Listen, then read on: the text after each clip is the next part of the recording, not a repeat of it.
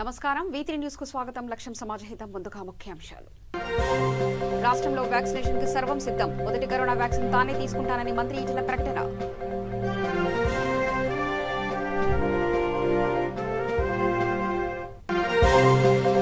ఏపీలో యథాతథంగా రెండో దశ అమ్మఒడి అమలు వెల్లడించిన మంత్రి ఆదిమూలపు సురేష్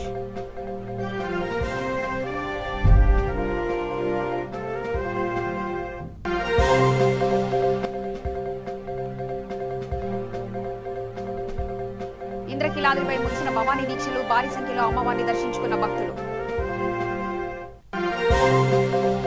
సూర్యాపేటలో సీసీ రోడ్లు ప్రారంభించిన ఎమ్మెల్యే అభివృద్ధి ధ్యేయంగా పనిచేయాలన్న శానంపుడి సైదిరెడ్డి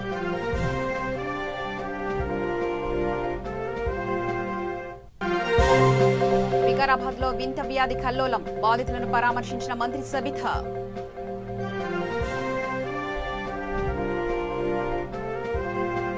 తెలంగాణలో కరోనా వ్యాప్తి కొంత తగ్గుముఖం పట్టినట్లు కనిపిస్తుంది. దేశంలోనే త్వరలోనే కరోనా వ్యాక్సిన్ అందుబాటులోకి రానున్న విషయం తెలిసిందే. దీనిలో భాగంగానే రాష్ట్రంలో రెండో దశ డ్రై రన్ విజయవంతమైందని వైద్య ఆరోగ్య శాఖ మంత్రి ఈటెల రాజేందర్ తెలిపారు.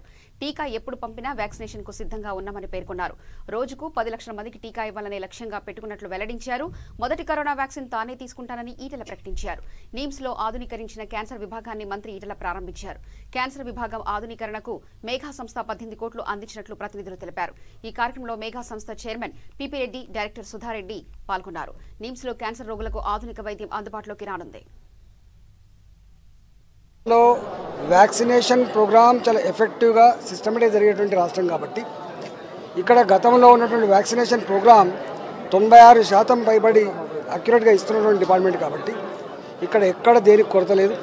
10,000 మందిని గతంలో ఈ వ్యాక్సినేషన్లో నిష్ణాతులైనటువంటి 10,000 మందిని ఈ విషయంలో కూడా తర్ఫీదు చేసుకొని ఎప్పుడంటే అప్పుడు వ్యాక్సిన్ చేయడానికి సిద్ధంగా ఉన్న రాష్ట్రం తెలంగాణ.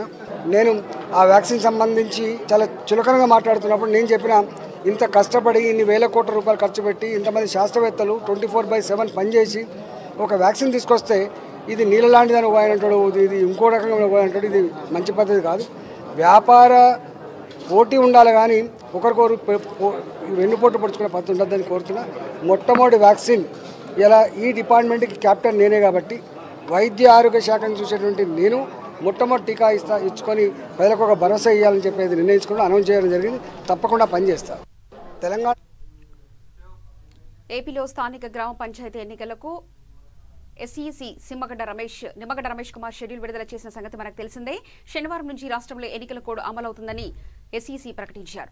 అయితే ఇళ్ల పట్టాల పంపిణీ, అమ్మఒడి పథకం నిధుల విడుదల ఆగిపోతాయని ప్రచారం జరుగుతుండటంతో లబ్ధిదారులు అయోమయంలో పడ్డారు. ఈ నేపథ్యంలో అమ్మఒడి పథకం అమలుపై విద్యాశాఖ మంత్రి ఆదిమూలపు సురేష్ క్లారిటీ ఇచ్చారు.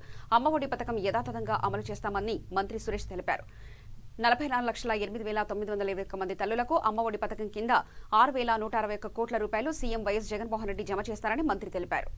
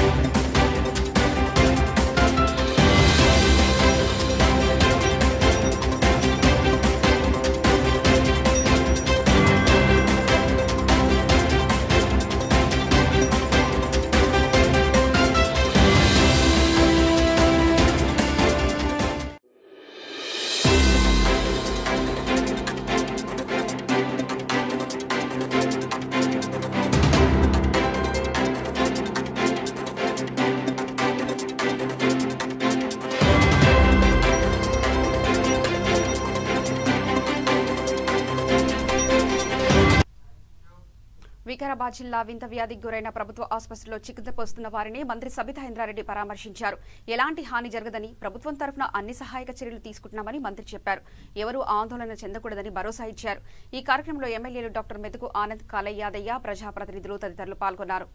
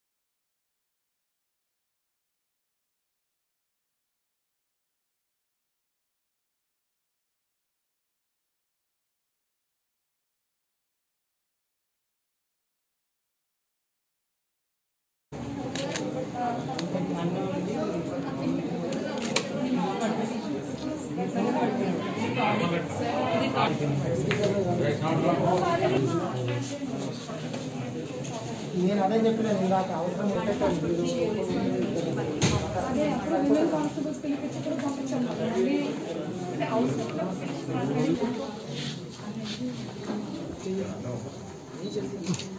లోపల బ్లడ్ ఎంపీసీ అవుతుంది కాబట్టి అది అట్లా మంచిగా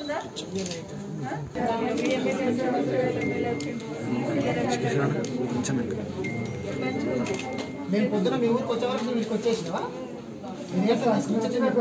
నేను వచ్చిన తర్వాత వచ్చింది నేనున్నప్పుడు చక్కెర వచ్చిందా నేను పడ్డా సార్ నేనున్నప్పుడు నువ్వు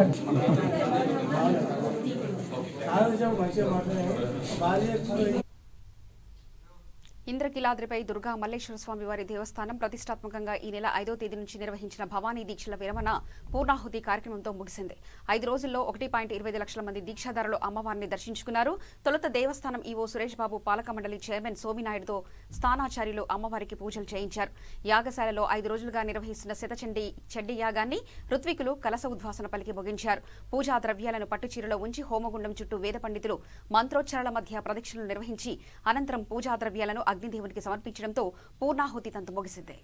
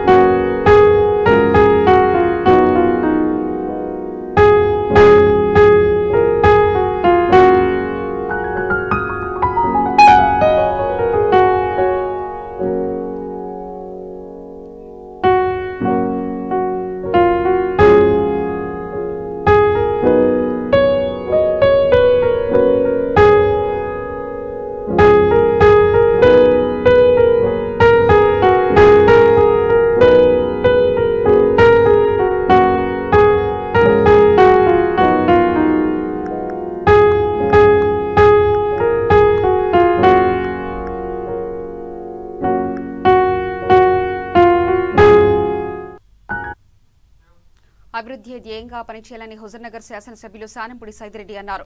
సూర్యాపేట జిల్లా గరడేపల్లి మండలంలోని కల్మల్ చెరువు గ్రామంలో డీఎంఎఫ్టీ నిధులతో సీసీ రోడ్ల పనులను నల్గొండ ఎంపీ పీసీసీ అధ్యక్షులు ఉత్తమ్ కుమార్ రెడ్డితో కలిసి ఆయన ప్రారంభించారు. ఈ సందర్భంగా ఆయన మాట్లాడుతూ గ్రామాల అభివృద్ధికి ముఖ్యమంత్రి నిధులు కేటాయిస్తున్నారని తెలిపారు. అనంతరం ఎంపీ ఉత్తమ్ కుమార్ రెడ్డి మాట్లాడుతూ త్వరలోనే ఎంపీ నిధులు మళ్లించి మంజూరవుతాయని, ఆ నిధుల్లో హుజూర్నగర్ నియోజకవర్గానికి కేటాయిస్తానని హామీ ఇచ్చారు.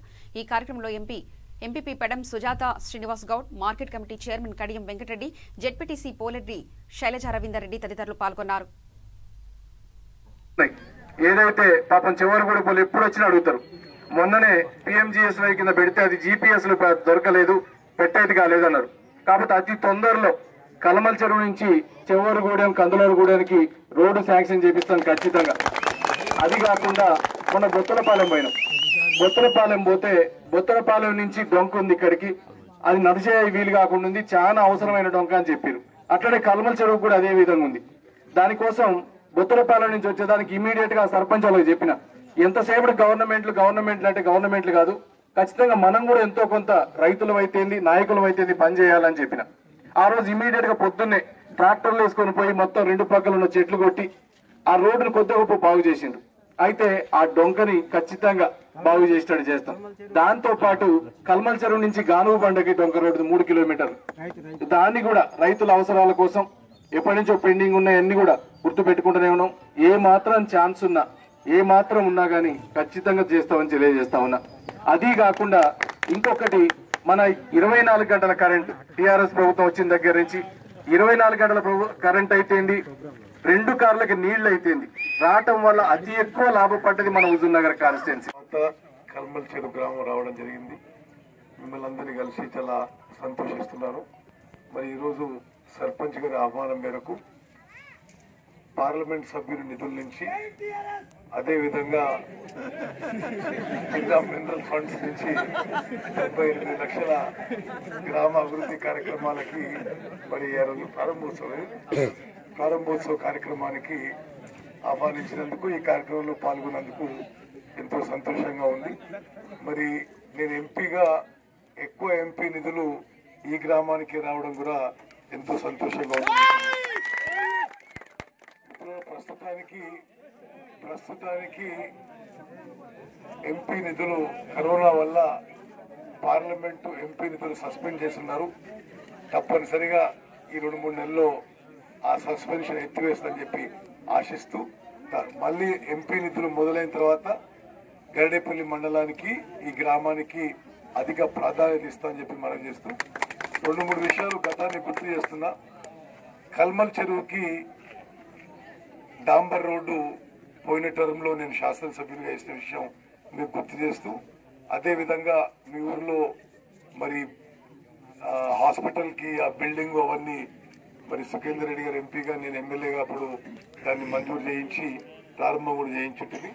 మీ ఊరికి సబ్ స్టేషన్ కూడా మరి నేనే ఇప్పుడు ఎమ్మెల్యే ఉన్నప్పుడు ఇక్కడ వేయించుంటుంది మనవి చేస్తూ, అదేవిధంగా తప్పనిసరిగా గ్రామ అభివృద్ధికి మండల అభివృద్ధికి అన్ని విధాలుగా మరి నేను ఎమ్మెల్యే ఉన్నా ఎంపీ ఉన్నా ఈ ప్రాంతానికి శక్తి వంచన లేకుండా కృషి చేస్తా అని చెప్పి మరోసారి మనవి చేస్తూ, అదేవిధంగా ఈ మధ్య కూడా ఇప్పుడు నేరడిచెర్ల నుంచి గరడేపల్లి నుంచి హుజూర్ నగర్ కోదాడ నుంచి ఏదైతే మరి కేంద్ర ప్రభుత్వ నిధుల నుంచి రోడ్డు నిర్మాణంలో ఉందో, నేరడిచెర్లలో ఆ డివైడర్కి ఆ ఇతర ఇంకొన్ని ఎక్స్ట్రా ఫండ్స్ కోసం కూడా కేంద్ర మంత్రితో కూడా మాట్లాడడం జరిగింది. తప్పనిసరిగా వారు ఇస్తామని చెప్పి హామీ ఇచ్చారు. ఆ రోడ్డు కూడా మరి 1 సంవత్సరంలో పూర్తి చేస్తామని చెప్పారు. అది కూడా ఎప్పటికప్పటికి ఫాలోఅప్ చేస్తామని మనం చేస్తూ, మిత్రులారా మరి ఒక విషయంలో ఎమ్మెల్యే గారితో ఏకీభవిస్తున్నా, అభివృద్ధి కార్యక్రమాల్లో రాజకీయాలకు అతీతంగా నేను ఎప్పుడు కూడా 5 సార్లు ఎమ్మెల్యే ఇప్పుడు ఎంపీని, ఎప్పుడు కూడా మరి ఈ ప్రాంత అభివృద్ధికి అత్యంత ప్రాధాన్యత ఇచ్చి మరి పోయిన టర్మ్లో ఎమ్మెల్యేగా రాష్ట్ర మంత్రిగా వేల కోట్ల రూపాయలు తీసుకొచ్చిన విషయం కూడా ఒకసారి మీకు గుర్తు చేస్తూ, మరి మీరందరూ ఆప్యాయతతో ప్రేమతో స్వాగతం పలికి మరి ఇంత ఘనంగా ఈ కార్యక్రమం చేసుకున్నందుకు మనస్ఫూర్తిగా అందరికీ నమస్కారం. ఖమ్మం జిల్లా పర్యటనలో బీజేపీ రాష్ట్ర అధ్యక్షుడు బండి సంజయ్ చేసిన వ్యాఖ్యలు అర్ధరహితమని ఎమ్మెల్సీ బాలసాని ఎమ్మెల్యే సండ్రా ధ్వజమెత్తారు. ఖమ్మం జిల్లా పార్టీ కార్యాలయంలో ఆయన మీడియాతో మాట్లాడుతూ, పార్లమెంట్లో సభ్యునిగా ఉన్న బండి సంజయ్ కనీస జ్ఞానం లేకుండా మాట్లాడుతూ కులాలను మతాలను రెచ్చగొట్టేలా వ్యాఖ్యలు చేస్తున్నారని ఆగ్రహం వ్యక్తం చేశారు. ఎన్ని చేసినా ఖమ్మంలో బండి సంజయ్ గెలవడని ఆయన అన్నారు.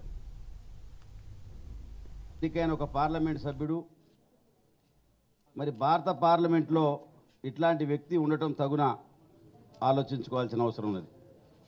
దేశానికే మన భారత పార్లమెంటు వ్యవస్థ ఔన్నత్యాన్ని గొప్పదనాన్ని చెప్పే ఒక ఉన్నతమైన సభలో ఉన్న వ్యక్తి ఏ విమర్శ చేసినా కూడా దాని ఒక పార్లమెంటరీ సాంప్రదాయాల ప్రకారం చేయకుండా ఒక పద్ధతి మరిచి ఎవరికి ఆ భాష రానట్టుగా ప్రవర్తించే పద్ధతిని బండి సంజయ్ గారు విడనాడాల్సిన అవసరం ఉందని చెప్పి విజ్ఞప్తి చేస్తూ ఉన్నాను. మీరు ఏ విధంగానైతే పార్లమెంటు సభ్యుడిగా ప్రజల చేత ఎన్నుకోబడ్డారో మీరు విమర్శించే ఈ నాయకులు కూడా అదే ప్రజల చేత ఎన్నుకోబడి ప్రజాస్వామ్యబద్ధంగా ప్రజలతో ఎన్నుకోబడిన ముఖ్యమంత్రిగా, మంత్రులుగా, ఎమ్మెల్యేలుగా ఉన్నారనే విషయాన్ని మీరు మర్చిపోయి సంస్కారహీనంగా మీరు ఎందుకు మాట్లాడుతున్నారు? మీ స్థాయిని మీరు ఎందుకు దిగదాల్చుకుంటున్నారు? ఆ పార్లమెంటు సభ్యుడికి ఉన్న హోదాని, పార్లమెంటు సభ్యుడికి ఉన్న ఆ స్థాయిని మరి మీరు దిగజార్చే విధంగా ఎందుకు ప్రవర్తిస్తున్నారో మీరు ప్రజలకు సమాధానం చెప్పాల్సిన అవసరం ఉన్నది. ఎందుకంటే మీరు గత కొన్ని రోజులుగా చూస్తున్నాం, మీరు ఇట్లాంటి విధ్వంసకర రాజకీయాలతో ఇది తాత్కాలికంగా మీకు పాపులారిటీ వస్తుందేమో కానీ దీర్ఘకాలికంగా మిమ్మల్ని విశ్వసించే వారు ఉండరు. ఆ విషయాన్ని మీరు గమనించుకోవాల్సిన అవసరం ఉన్నది. నువ్వు అధికారంతో చూసేదానికంటే ఇప్పుడు మీ కేంద్రంలో మీ ప్రభుత్వం ఉంది, నువ్వు ఒక మరి ఎక్కువ మాట్లాడేటువంటి ఉంది, నీకు అభివృద్ధి గురించి తెలియనటువంటి వ్యక్తి.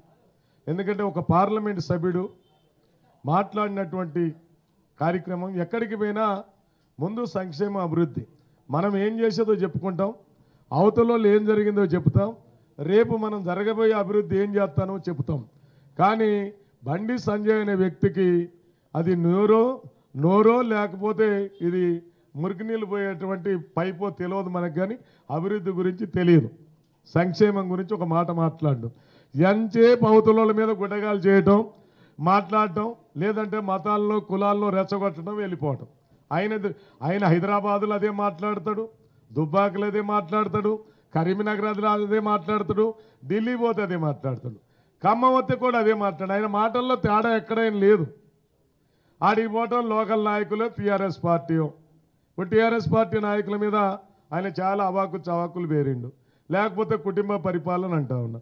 నేను చెప్తున్న బీజేపీలో కేంద్రంలో ఉన్నటువంటి మంత్రులు ఇలా రాజ్నాథ్ సింగ్ కేంద్ర మంత్రి, ఆయన కొడుకు ఎంపీ, కర్ణాటక ముఖ్యమంత్రి గారు యడ్యూరప్ప గారు, ఆయన కొడుకు ఒకైన ఎంపీ, ఒకైన పార్టీ అధ్యక్షుడు. అట్లే హిమాచల్ ప్రదేశ్లో ఉన్నటువంటి మరి వాళ్ళ పార్టీ అధ్యక్షుడు, అట్లే వసుంధర రాజే వాళ్ళ తాలూకోలు ఎంతమంది కుటుంబ వారసులు ఉన్నారు, ఎంతమంది వాళ్ళ పార్టీలో వారసులు ఉన్నటువంటి వాళ్ళు. మహారాష్ట్రలో ఇప్పుడు ఉన్నటువంటి ముఖ్యమంత్రుల కొడుకులు, లేకపోతే బిడ్డలు, కోడళ్ళు, లేకపోతే వేంకులు ఎంతోమంది ఉన్నారు. కేవలం కేసీఆర్ గారి కుటుంబమే ఇక్కడ ఉన్నట్టు, బీజేపీ దానికి అతీతమైనట్టు, వాళ్ళెవరు వాళ్ళ కుటుంబ సభ్యులు లేనట్టు, ఉన్నది లేనట్టు, లేనిది ఉన్నట్టు మాట్లాడేదానికో సంజయ్ మరి ఎక్కువ మాట్లాడినటువంటి పరిస్థితి ఉంది. అందుకని దీన్ని తీవ్రంగా నీకు పిచ్చి పెట్టినట్టు పిచ్చి మాటలు కట్టుకుంటా సబ్జెక్టుకు రా. ఇది కరీంనగర్ కాదు, ఖమ్మం. ఇది పోరాటాలకు గడ్డ, మత సామరస్యానికి అందరి సమానత్వంగా చూసేటువంటి ప్రాంతం ఈ ప్రాంతం. కాబట్టి ఇలాంటి పిచ్చి మాటలు మాట్లాడకుంటుంటే మంచిదని తెలియజేస్తూ ప్రజల కలబుర్గి స్లైకింగ్ క్లబ్ ఆధ్వర్యంలో గుల్బర్గా, కర్ణాటక నుంచి ఈ నెల 8వ తేదీన ప్రారంభించిన సైకిల్ యాత్ర హైదరాబాద్ శంకర్పల్లి మండలానికి చేరుకుంది. ప్రగతి రైడ్ పేరుతో సాగించిన ఈ సైకిల్ యాత్ర సభ్యుల బృందాన్ని ప్రగతి సుధామా సీఎండీ డాక్టర్ జీబీకే రావు స్వాగతం పలికారు. ఈ సందర్భంగా రావు మాట్లాడుతూ యువత వ్యసనాలకు బానిస అవుతున్న ఈ తరుణంలో కలబుర్గి సైక్లింగ్ క్లబ్ వారు సే నో టు టొబాకో అనే నినాదంతో చేపట్టిన సైకిల్ యాత్ర ద్వారా ప్రజలలో అవగాహన కల్పించడం అభినందనీయమని అన్నారు.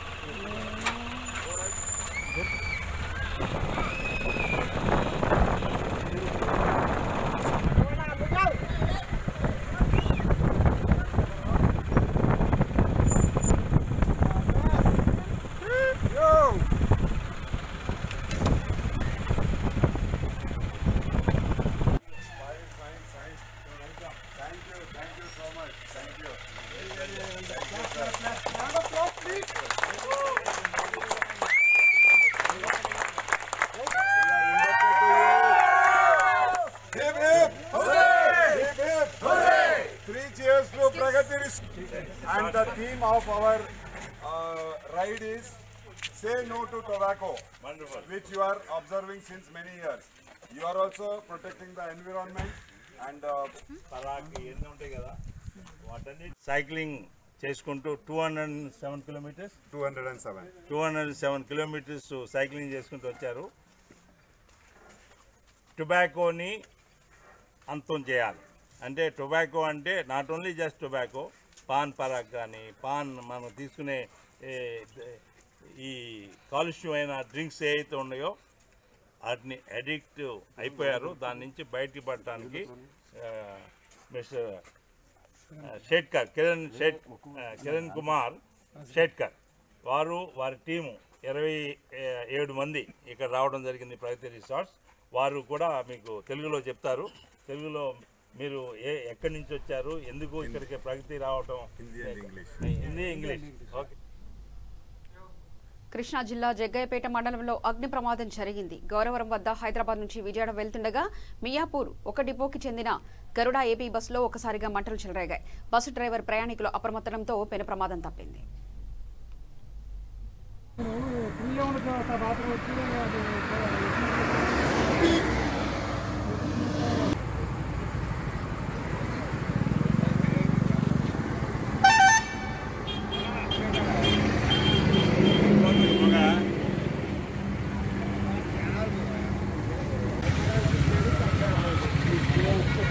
రావట్లేదా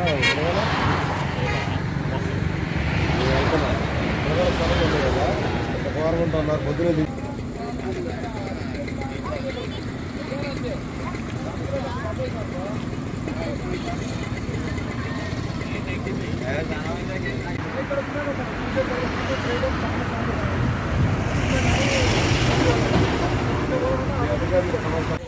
పోతే బస్సే కదరా వాళ్ళని డబ్బా. రంగారెడ్డి జిల్లా నందిగామ మండల పరిధిలో ఇటీవల పంట పొలాలలో పట్టపగలు జరిగిన శ్రీనివాసరెడ్డి హత్య కేసును పోలీసులు ఛేదించారు. హత్యకు గల కారణాలను షాద్నగర్ ఏసీపీ కుశల్కర్ మీడియాకు వివరించారు. మధ్యప్రదేశ్కు చెందిన రాజేందర్ బతుకు తెరువు కోసం నందిగామలో మేస్త్రీ పని చేసుకుంటూ జీవనం గడుపుతున్నాడు. ఈ క్రమంలో శ్రీనివాసరెడ్డితో వివాదం చోటు చేసుకుంది. దీంతో ఆవేశానికి గురైన రాజేందర్ హత్యకు పాల్పడినట్లు పోలీసులు వివరించారు.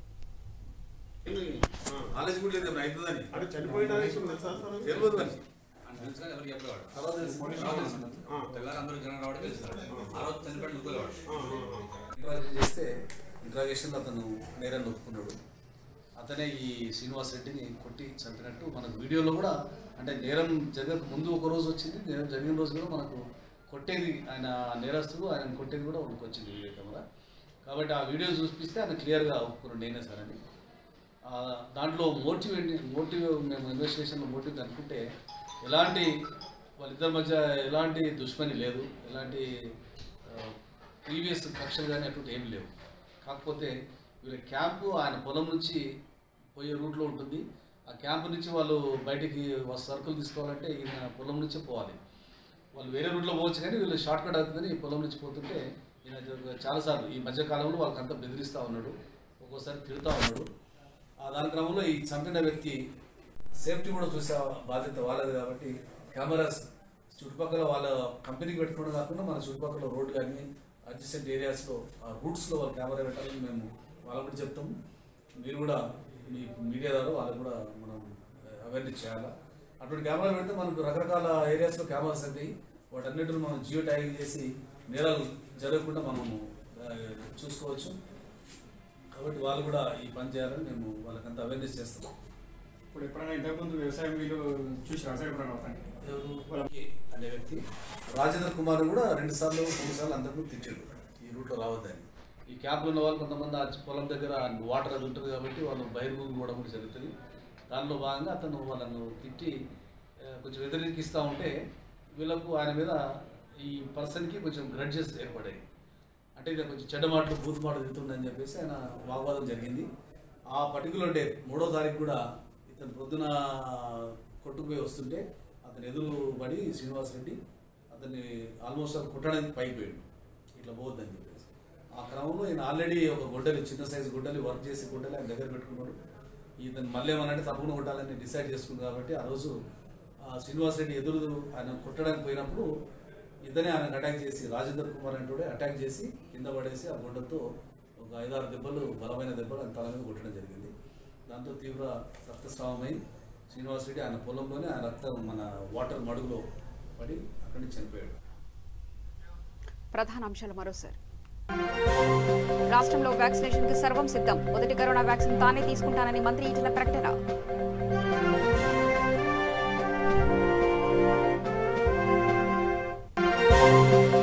ఏపీలో యథాతథంగా రెండో దశ అమ్మఒడి అమలు వెల్లడించిన మంత్రి ఆదిమూలపు సురేష్.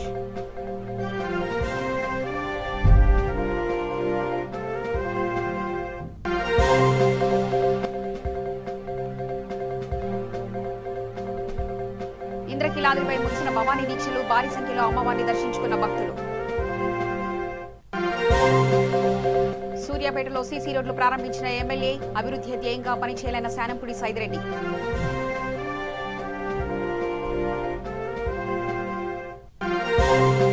వికారాబాద్ లో వింత వ్యాధి కల్లోలం, బాధితులను పరామర్శించిన మంత్రి సబితా.